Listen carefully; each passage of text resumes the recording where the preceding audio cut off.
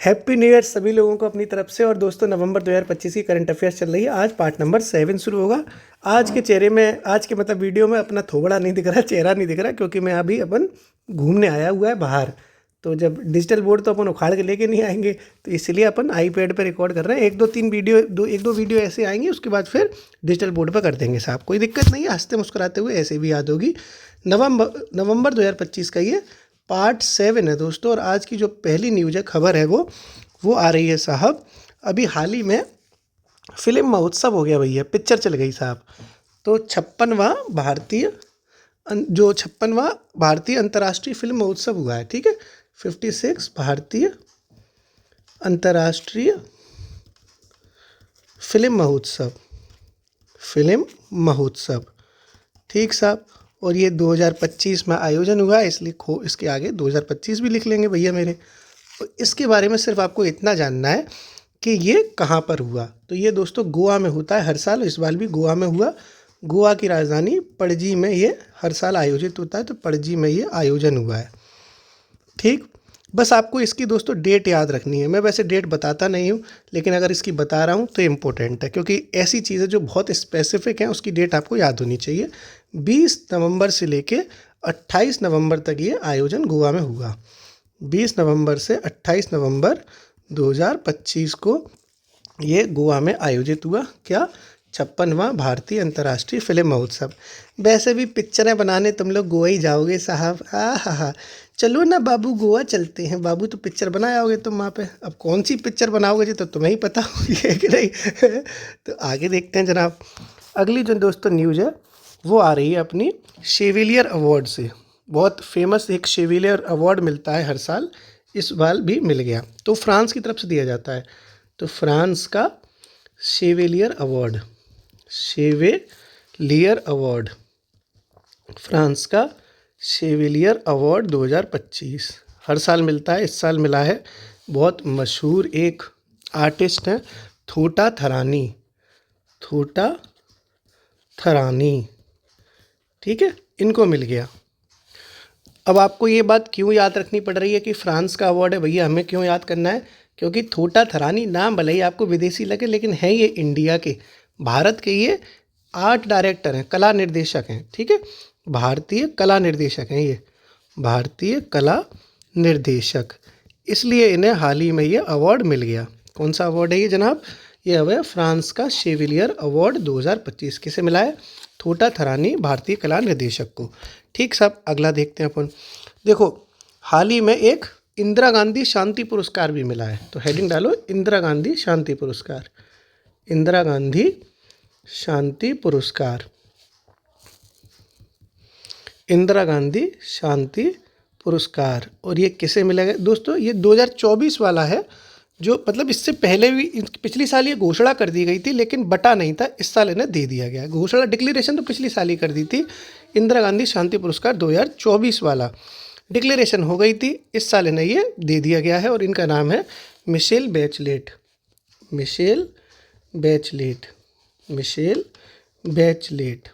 ये दोस्तों चिली की राष्ट्रपति रही हैं पहले, चिली की पूर्व राष्ट्रपति हैं, चिली की पूर्व राष्ट्रपति, ठीक है, क्लियर है। चिली की पूर्व राष्ट्रपति कौन रही हैं? मिशेल बैचलेट, चिली की पूर्व राष्ट्रपति। इन्हें मिला है इंदिरा गांधी शांति पुरस्कार 2024। ओके, आगे देखते हैं अगली न्यूज़। जो अगली न्यूज़ है दोस्तों, बहुत इंपॉर्टेंट, मोस्ट इंपॉर्टेंट न्यूज़ है।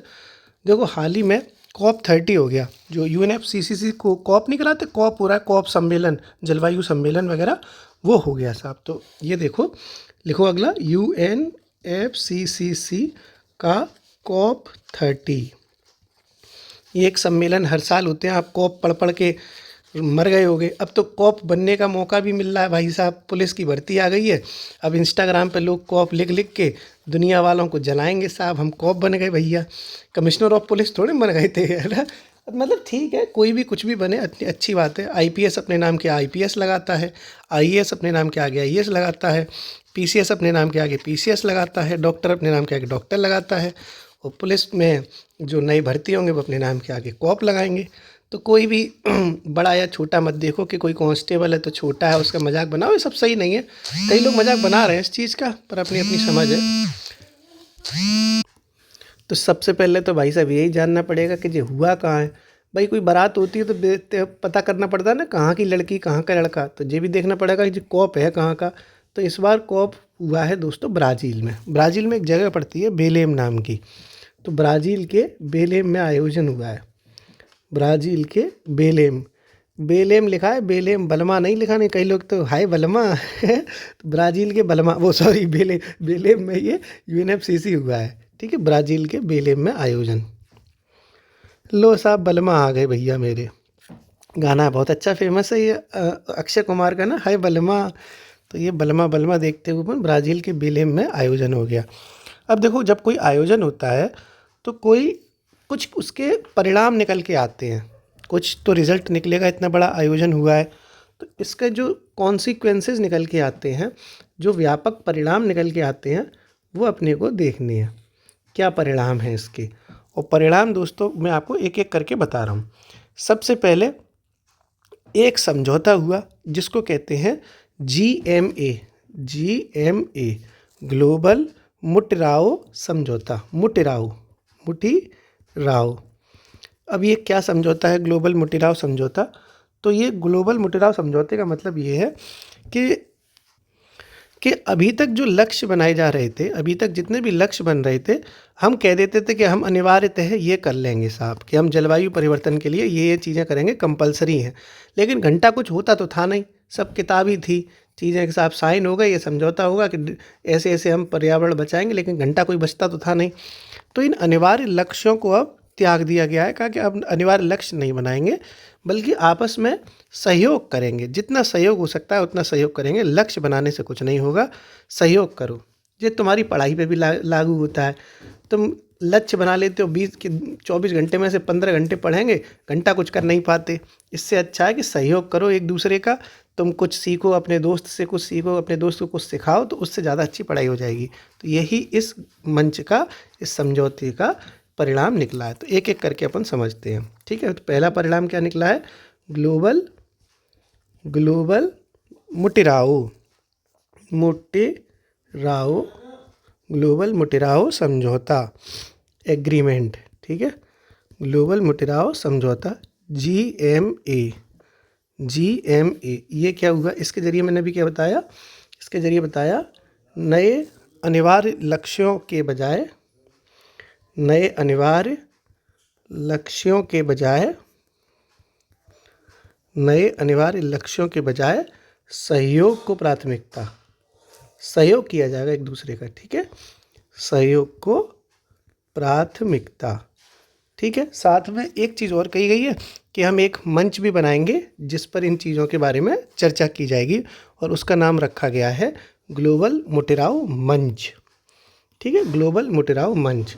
तो लिख लो, ग्लोबल मुटिराओ मंच की शुरुआत, ग्लोबल मुटिराओ मंच की शुरुआत।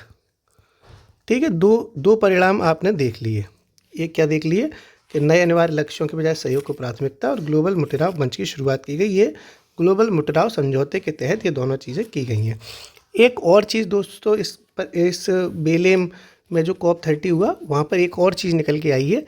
ये निकल कर आई है कि हाल ही में एक बेलेम पैकेज बनाया जाएगा। बेलेम में हुआ है इसलिए बेलेम पैकेज बनाया जाएगा, बेलेम पैकेज। अब ये क्या पैकेज है? तो इस पैकेज में 29 ऐसे डिसीजंस लिए गए हैं जो पेरिस समझौते को लागू करवाने में मतलब सहयोग करेंगे। जो पेरिस समझौता हुआ था 2015 में, बहुत इम्पोर्टेंट, उसको अप्लाई कराने के लिए, उसको क्रियान्वित कराने के लिए नए 29 डिसीजंस लिए गए हैं, और उन 29 डिसीजन का नाम दिया गया है बेलेम पैकेज। ठीक है, तो ये भी लिख लो साहब, समझ में आएगी वो बेलेम पैकेज क्या है। तो पहला जो परिणाम निकला वो निकला था ग्लोबल मुटिराओ समझौता। दूसरा परिणाम क्या निकला है? बेलेम पैकेज, बेलेम पैकेज। ठीक है, और बेलेम पैकेज क्या है? 29 निर्णय जो पेरिस समझौते के अनुरूप हैं, जो पेरिस समझौते को के लिए सहायक होंगे। ऐसे लिखो ना, पेरिस समझौते के लिए सहायक होंगे। के लिए सहायक होंगी। ठीक है, क्लियर हो गया ना। बेलेम पैकेज क्या हो गया, 29 निर्णय ऐसे लिए गए हैं जो पेरिस समझौते के लिए सहायक होंगे। ओके, और ये आपने COP 30 समझ लिया कि ब्राज़ील के बेलेम में आयोजित हुआ, ग्लोबल मोटेराओ समझौता हुआ और ग्लोबल बेलेम पैकेज आ गया। अब मैं आपको एक चीज़ दोस्तों और बता रहा हूँ, इसकी थीम क्या रही।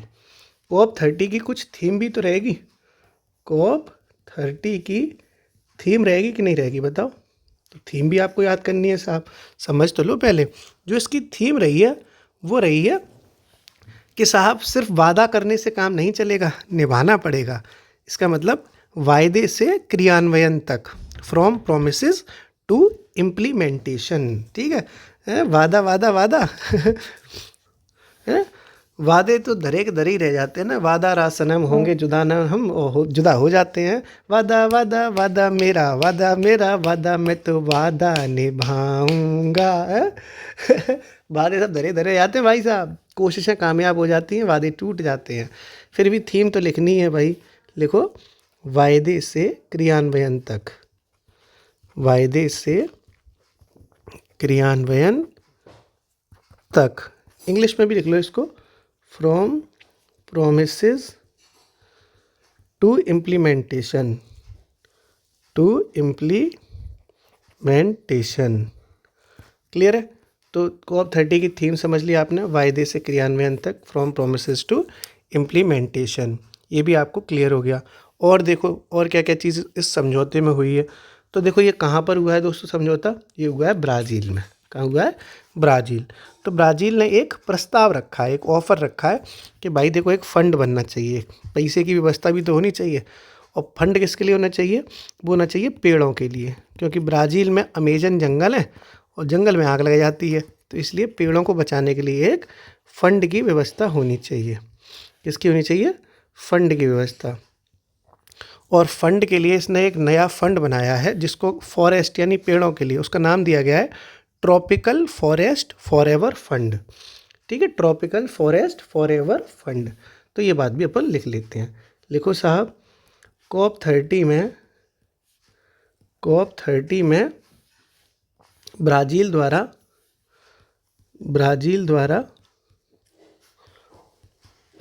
द्वारा ट्रॉपिकल फॉरेस्ट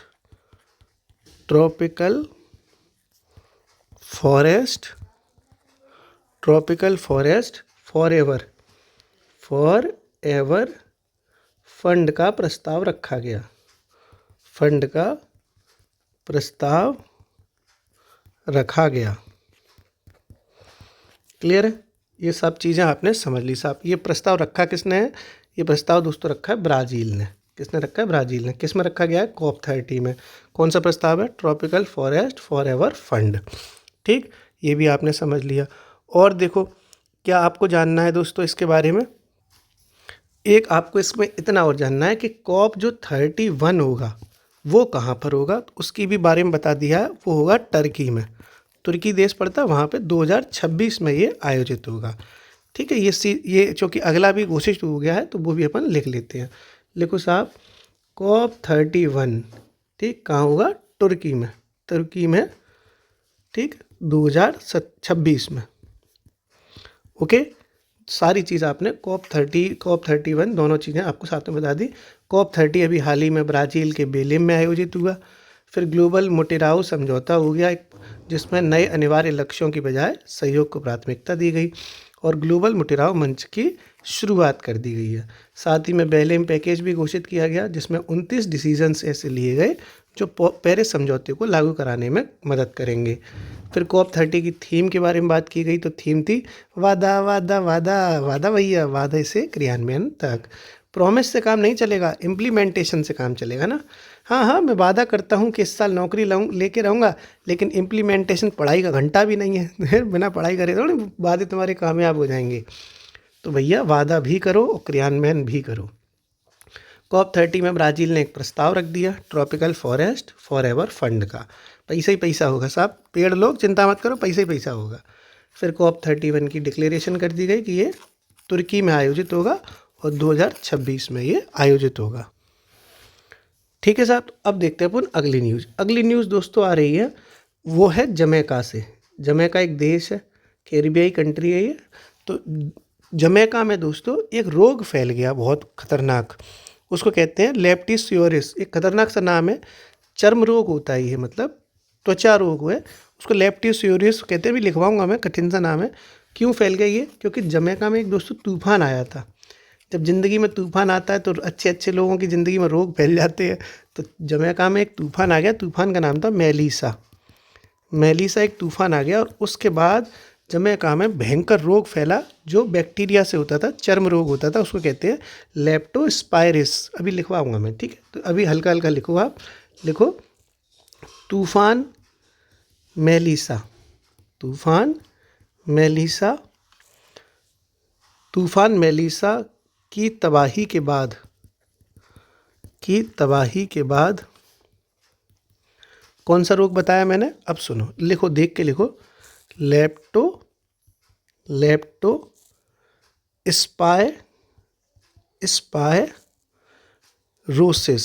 स्पायरोसिस। ये अजीब सा नाम है, लेप्टोस्पायरोसिस, ठीक है? ये एक रोग है जो वहाँ फैल गया, कहाँ पर? जमैका में। तो लेप्टोस्पायरोसिस रोग फैला, ठीक है?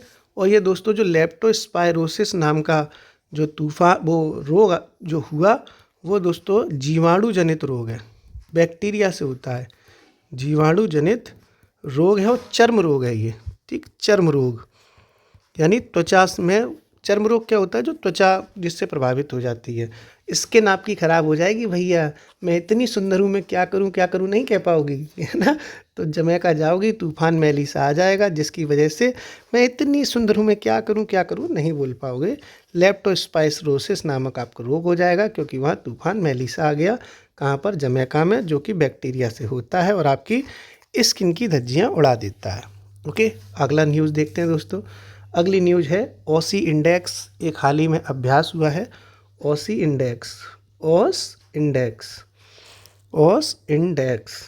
INDEX 2025।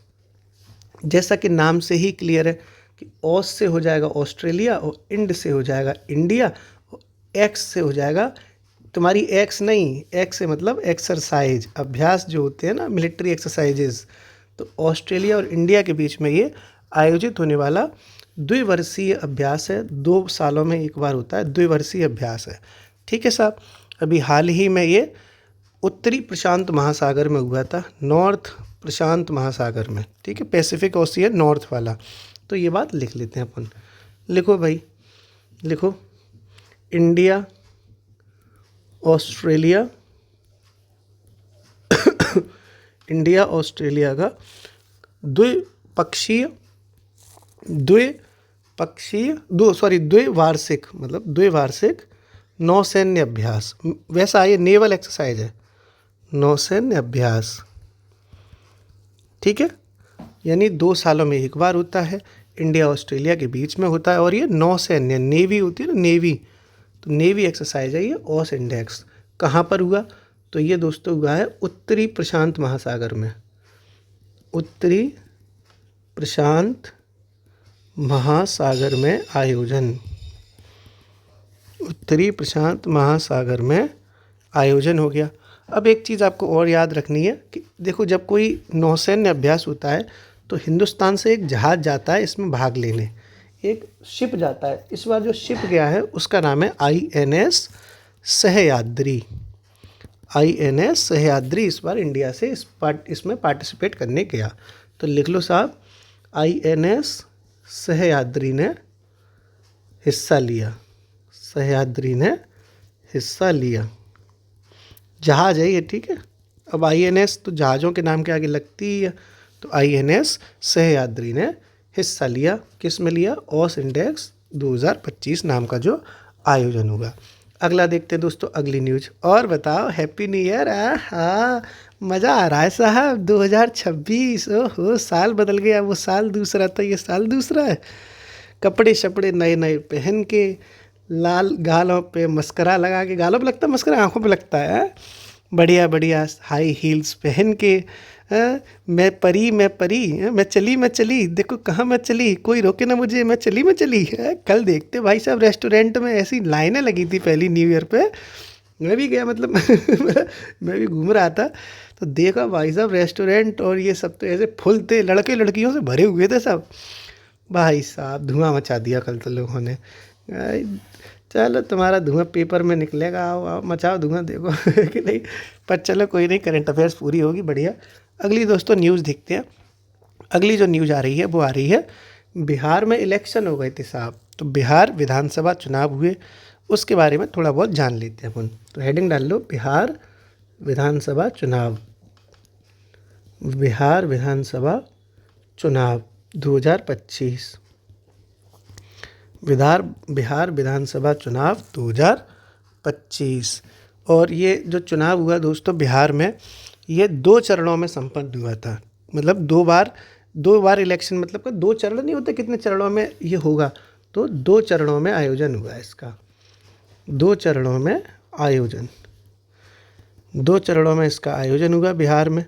और सबसे बड़ी बात आपको ये जानकर हैरानी होगी कि महिला जो वोटर्स हैं उनकी संख्या पुरुषों से ज़्यादा थी। लड़कियों ने ज़्यादा वोट डाल दिए, लड़के कम डाल पाए, तो ये बहुत बड़ा रिकॉर्ड रहा। तो ये बात लिख लेते हैं, लिखो महिला मतदाता, ठीक है। और इस तरीके से एक चिन्ह बना दो जिसको कहते हैं ग्रेटर देन, पुरुष मतदाता।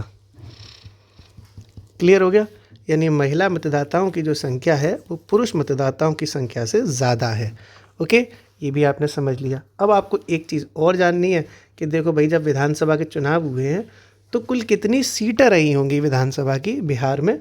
तो कुल विधानसभा जो सीटें हैं वो 243 हैं। तो कुल विधानसभा सीटें 243, 243 है। अगर इसकी जगह 143 होता तो कितना अच्छा लगता ना। ये इलू इलू क्या है, इलू इलू, इलू का मतलब 143 हमारे यहाँ बोलते हैं 143 मतलब आई लव यू, इस तरीके से चलता है। हो सकता है आपके यहाँ भी चलता हो। देख कैसे मुस्कुरा रहे हो, आय हाय हाय, ऐसे शब्द आ जाए तो हाय मैं शर्मा गई हैं, हाय शर्माऊँ किस किस को बताऊँ, कैसे कैसे मैं बताऊँ सबको अपनी मेहरबानियाँ क्या अपनी जवानियाँ, कैसे हाय शर्माऊँ, कैसे कैसे मैं बताऊँ, कैसे किसको बताऊँ सबको अपनी, अरे अपनी क्या मेहरबानियाँ, शर्म कुछ ऐसे है एक गाना करके बढ़िया सा। चलो कोई ना। अब इसका दोस्तों ये देखते हैं कि कौन जीता इसमें। तो वैसे तो बीजेपी को सबसे ज़्यादा सीटें मिली हैं, फिर जेडीयू को मिली, लेकिन कुल मिला के एनडीए जो गठबंधन है उसने सरकार बनाई अपनी। और नीतीश कुमार जो है रिकॉर्ड 10वीं बार चीफ मिनिस्टर की पोस्ट पे आ गए थे। तो अपन राजनीतिक दल के नेता तो है नहीं जो पार्टी वाली देखेंगे, अपने को तो सिर्फ इतना देखना है कि कौन मुख्यमंत्री बना। तो रिकॉर्ड 10वीं बार 10वीं बार मुख्यमंत्री कौन बना, नीतीश कुमार चीफ मिनिस्टर बन गए साहब। कौन बने हैं चीफ मिनिस्टर, नीतीश कुमार। 10वीं बार ये चीफ मिनिस्टर बने हैं बिहार विधानसभा चुनाव में।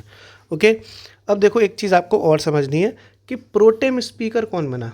प्रोटेम स्पीकर का मतलब होता है टेम्परेरी विधानसभा का अध्यक्ष कौन है। तो प्रोटेम स्पीकर बने हैं नरेंद्र नारायण यादव, नरेंद्र नारायण यादव।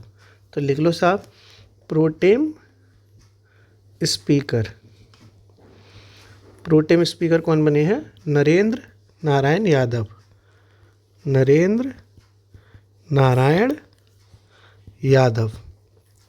ठीक, यादव साहब थे, नरेंद्र हैं, नारायण है, यादव हैं, प्रोटेम स्पीकर बिहार के ये बन गए।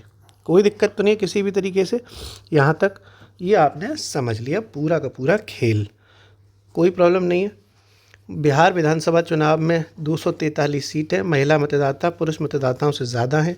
2 चरणों में ये संपन्न हुआ। 10वीं बार चीफ मिनिस्टर बने हैं नीतीश कुमार, प्रोटेम स्पीकर बने हैं नरेंद्र नारायण यादव। ओके, अगली देखते हैं दोस्तों न्यूज़। छोटी छोटी न्यूज़ हैं वो अपन करके चलते हैं। अगला देखो, और अगली न्यूज़ देखते हैं साहब हंसते मुस्कुराते हुए। अगली दोस्तों न्यूज़ है वो है अजय वॉरियर। अजय वॉरियर क्या होता है? हर अब तो काफ़ी टाइम से पढ़ रहे होंगे अजय वॉरियर क्या है। तो इंडिया और इंग्लैंड का ये यानी यूनाइटेड किंगडम का एक सैन्य अभ्यास है जो आपस में लोग एक्सरसाइज करते हैं ना दोनों देश। तो ये इंडिया और यूके का सैन्य अभ्यास है। ठीक, सैन्य अभ्यास, इंडिया यूके सैन्य अभ्यास। और ये दोस्तों जो अभ्यास हुआ वो इस साल कहाँ हुआ ये बात जानना बहुत ज़रूरी है। राजस्थान में हुआ पहली बात तो वैसे तो आपसे राज्य पूछा जाए तो राजस्थान सीधे सीधे लगा ही नहीं है, लेकिन आजकल थोड़ा डेप्थ में आ रहा है। तो राजस्थान में एक जगह पड़ती है महाजन फील्ड रेंज, महाजन फील्ड रेंज वहाँ पर हुआ है। तो लिख लेते हैं राजस्थान के महाजन फील्ड रेंज में आयोजित, महाजन फील्ड रेंज में आयोजित। क्लियर हो गया? तो ये भी आपने समझ लिया पूरा। अजय वॉरियर अभ्यास है, इंडिया यूनाइटेड किंगडम के बीच में सैन्य अभ्यास हो गया। राजस्थान के महाजन फील्ड रेंज में ये आयोजन हो गया अजय वॉरियर का। ओके, अगली न्यूज़ देखते हैं साहब। अभी रिवीजन करेंगे एक एक करके, थोड़ा थोड़ा पढ़ तो लें। अभी 2-4 न्यूज़ अगली देखते हैं। अगली जो दोस्तों न्यूज़ है वो एक सम्मेलन हुआ है क्षेत्रीय मुक्त डिजिटल स्वास्थ्य। मैं लिख रहा हूँ, देखो, क्षेत्रीय मुक्त डिजिटल स्वास्थ्य सम्मेलन, डिजिटल स्वास्थ्य शिखर सम्मेलन या खाली सम्मेलन लिख लो, एक ही बात है। तो ये सम्मेलन सुर्खियों में रहा क्योंकि ये सम्मेलन दिल्ली में हुआ था। तो ये लिख लेते हैं अपन पूरा, क्षेत्रीय मुक्त डिजिटल स्वास्थ्य सम्मेलन 2025। और ये दोस्तों WHO जो विश्व स्वास्थ्य संगठन है, WHO और यूनिसेफ आपने सुना होगा, और यूनिसेफ, यूनिसेफ आपने सुना होगा। WHO और यूनिसेफ के सहयोग से आयोजित हुआ, यूनिसेफ के सहयोग से आयोजित हुआ है, नई दिल्ली में हुआ है। तो WHO और यूनिसेफ के सहयोग से अब देखो ये तो इंटरनेशनल ऑर्गेनाइजेशन हो गई WHO और यूनिसेफ। हिंदुस्तान में हो रहा है तो हिंदुस्तान भी तो कोई ना कोई, हिंदुस्तान का मिनिस्ट्री भी तो इसमें काम करेगी ना। तो हिंदुस्तान में ये IT मिनिस्ट्री ने किया है, IT मंत्रालय ने। आपको अजीब लग रहा होगा सुन के, IT मंत्रालय जो है हिंदुस्तान का IT मंत्रालय, उसके तहत ये आयोजित हुआ है क्योंकि ये मामला डिजिटल था। ठीक, स्वास्थ्य का तो है लेकिन मामला डिजिटल है, इसलिए IT मिनिस्ट्री ने किया है। मुझे पता थी कि आप लोग इसमें स्वास्थ्य मंत्रालय लगाए आएंगे जो कि गलत हो जाता, इसीलिए मैंने आपको अच्छे से समझाया। तो WHO और यूनिसेफ के सहयोग से IT मंत्रालय द्वारा, वो IT मंत्रालय में भी अगर थोड़ा डेप्थ में जाओगे तो IT मंत्रालय के तहत एक डिपार्टमेंट है, उसको कहते हैं national e governance department. National e governance जो चलती है ना, ई गवर्नेंस, उस डिपार्टमेंट के द्वारा ये आयोजित हुआ है। तो ये बहुत इंपॉर्टेंट है, इसलिए मैं पूरा गहराई में बता रहा हूँ। तो WHO और यूनिसेफ के सहयोग से IT मंत्रालय के नेशनल ई गवर्नेंस डिपार्टमेंट द्वारा, नेशनल ई गवर्नेंस डिपार्टमेंट द्वारा आयोजित, ठीक है, द्वारा आयोजित। कहाँ हुआ है दोस्तों? ये नई दिल्ली में। तो ब्रैकेट में बस नई दिल्ली लिख लेना। हालांकि ये पूछना तो मुनासिब ही नहीं है कि ये कहाँ हुआ है, क्योंकि इतना बड़ा कोई भी सम्मेलन हो हिंदुस्तान में दिल्ली में ही होता है, दिल्ली राजधानी है। तो जो सम्मेलन दिल्ली में होते हैं वो याद ही नहीं करने, जो सम्मेलन दिल्ली के बाहर हुए हैं, जयपुर, कलकत्ता, देहरादून, वो सम्मेलन बस आपको याद करने होते हैं। ठीक है, तो ये क्षेत्रीय मुक्त डिजिटल स्वास्थ्य सम्मेलन WHO और यूनिसेफ के सहयोग से IT मंत्रालय के नेशनल ई गवर्नेंस डिपार्टमेंट के द्वारा नई दिल्ली में आयोजित हो गया। अगली न्यूज़ देखते हैं दोस्तों। अगली जो दोस्तों न्यूज़ है वो है BVS 10 सिंधु, BVS 10 सिंधु। बस आपको इतना जानना है इसके बारे में कि ये है क्या चीज़, क्योंकि कभी कभी सीधे सीधे क्वेश्चन ऐसा आता है कि सुर्खियों में रहा BVS 10 सिंधु क्या था। तो देखो, एक ये वाहन है, स्पेशल व्हीकल है, एक ऐसा वाहन है जो सेना के काम आएगा। मतलब ये हथियार वाला सेना हथियार जैसा एक अभियान है, इसमें तोपें ऊपर चल सकती हैं, मतलब ये पूरा ये मिलिट्री व्हीकल है। तो बस आपको सिर्फ इतना जानना है ये कि सुर्खियों में रहा BVS-10 सिंधु क्या है।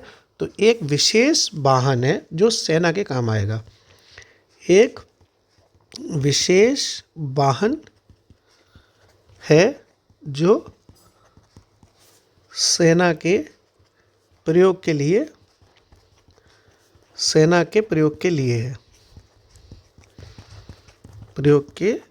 है। बाकी बहुत गहराई में नहीं जाना है आपके में, इतना इम्पोर्टेंट नहीं था, बस सुर्खियों में था किसने बनाया, कहाँ से आया, वो इतना जानना इसमें ज़रूरी नहीं है कि बस जितना मैं बता रहा हूँ ना उतना कर लिया करो। हर एक चीज़ की बाल में खाल में निकालने की ज़रूरत ना है साहब। बहुत एक्सपीरियंस हो गया है दोस्तों, बहुत पेपर, मतलब इतने पेपर होते हैं उत्तर प्रदेश में होते हैं, वो सारे पेपर देखता हूँ मैं कि प्रश्न पत्र किस लेवल पर बनाए जा रहे हैं। बिहार में आयोजित तो हुआ पेपर या उत्तराखंड में हुआ, तो मैं बहुत एनालाइज करता रहता हूँ खाली बैठा बैठा, इसलिए अब थोड़ा थोड़ा एक्सपीरियंस होता जा रहा है कि कहाँ से प्रश्न कितने लेवल तक का आ सकता है। तो भरोसा रखना है साहब, न्यू ईयर है, न्यू ईयर पर ट्रस्ट करिए आप आनंद के साथ और ज़िंदगी को एंजॉय करिए। आज की जो आखिरी न्यूज़ है बस वो देखते हैं अपन लोग। या छोड़ो, आज इतना ही रखते हैं अपन, आधा घंटा लगभग हो गया, एक दिन में इतना ही पचा पाते हो गए, कई सारी खबरें हो जाती हैं। एक बार जल्दी से रिवीजन करते हैं फटाक से। देखो अगली न्यूज़ में रिवीजन जितना करते हैं, भारत का अंतर्राष्ट्रीय फिल्म महोत्सव हुआ था गोवा में, 20 नवंबर से 28 नवंबर तक 56वां ये सम्मेलन था। पिक्चर बन गई थी गोवा में साहब, 20 तारीख से 28 तारीख तक पिक्चर बनी थी। फिर शेवेलियर अवार्ड बट गया, फ्रांस का ये अवार्ड होता है, लेकिन मिला किसे है, थोटा थरानी जी को, भारत के ये कला निर्देशक हैं साहब। इंदिरा गांधी शांति पुरस्कार मिल गया, वो मिशेल बैचलेट को पिछली साल ही डिक्लेयर हो गया था, मिला लेकिन अभी है। तो मिशेल बैचलेट जो कि चिली की पूर्व राष्ट्रपति हैं, उन्हें ये इंदिरा गांधी वाला पुरस्कार मिल गया। UNFCCC का COP30, आज की सबसे मुख्य खबर यही थी, ब्राज़ील के बेलेम में आयोजित हुआ। इसमें 2 परिणाम इंपॉर्टेंट निकले, ग्लोबल मोटेराओ समझौता जिसमें कंपलसरी जो लक्ष्य बनाए जाते हैं उनकी जगह सहयोग को प्राथमिकता देने की बात कही गई है, और साथ में ग्लोबल मोटेराओ मंच की शुरुआत भी की गई है। फिर बेलेम पैकेज बना दिया गया, जो 29 निर्णयों का एक पैकेज है जो पेरिस समझौते के अनुरूप रहेगा, बेलेम पैकेज। फिर इसकी थीम थी वादा वादा वादा, आजा आजा आजा, तो वादे से क्रियान्वयन तक, फ्रॉम प्रोमिसेस टू इम्प्लीमेंटेशन। अब तो याद हो जाता हूँ ना, इतनी बार करा देता हूँ। फिर COP30 में एक बात और निकल के आई, ब्राज़ील ने एक प्रस्ताव रखा था जिसको कहते हैं tropical forest forever fund. Tropical forest forever fund, ये फॉरेस्ट माने होता है पेड़ वगैरह, जंगल वगैरह, तो ये जंगलों के लिए है। फिर ये COP31 कहाँ होगा, टर्की में होगा 2026 में। फिर जमैका के लिए अगली न्यूज़ थी, जमैका में तूफ़ान मेलिसा आ गया और वहाँ पर तबाही मच गई। उस तबाही के बाद एक रोग फैल गया जिसको कहते हैं लेप्टोस्पायरोसिस। और लेप्टोस्पायरोसिस रोग बैक्टीरिया यानी जीवाणु का रोग है, ये एक चर्म रोग होता है। फिर ऑस इंडेक्स अभ्यास हुआ ऑस्ट्रेलिया और इंडिया के बीच में, द्विवार्षिक अभ्यास है, 2 साल में एक बार होता है। उत्तरी प्रशांत महासागर में ये आयोजित हुआ। उसके बाद फिर ये INS सह्याद्री था जो इसमें पार्टिसिपेट करने गया। फिर बिहार में इलेक्शन हो गए, 2 चरणों में ये इलेक्शन हुए और महिला मतदाताओं की संख्या पुरुष मतदाताओं से ज़्यादा रही। कुल मिला के 243 सीटों पर इलेक्शन हुआ और 10वीं बार मुख्यमंत्री बने नीतीश कुमार। इसके प्रोटेम स्पीकर कौन है, नरेंद्र नारायण यादव। अजय वॉरियर नाम का एक अभ्यास हुआ इंडिया और यूनाइटेड किंगडम के बीच में, जो राजस्थान में हुआ, और महाजन फील्ड रेंज पड़ता है राजस्थान में, वहाँ पर अजय वॉरियर अभ्यास हो गया। हाल ही में फिर क्षेत्रीय मुक्त डिजिटल वाला स्वास्थ्य सम्मेलन हुआ जिसमें WHO और यूनिसेफ की बड़ी सहभागिता रही। इंडिया की तरफ से IT मिनिस्ट्री ने रोल प्ले किया और नेशनल गवर्नेंस जो डिपार्टमेंट है IT मिनिस्ट्री का, उसने ये नई दिल्ली में आयोजित कर दिया क्षेत्रीय मुक्त डिजिटल स्वास्थ्य सम्मेलन। फिर BVS-10 सिंधु नाम का एक विशेष प्रकार का वाहन देखने को मिला जो सेना के प्रयोग में मदद करेगा। अब आप कमेंट सेक्शन में बताइए कि जो INS होते हैं, INS जो जहाज़ होते हैं ना, जैसे INS सह्याद्री ये भाग लेने गया था, या INS सह्याद्री भाग लेने गया था ना, तो इस INS की फुल फॉर्म क्या होती है, आप मुझे कमेंट सेक्शन में बताइए। हंसते रहिए, पढ़ते रहिए, मुस्कुराते रहिए। नए साल में प्यार मोहब्बत के साथ ज़िंदगी जिएं अपनी। शुक्रिया।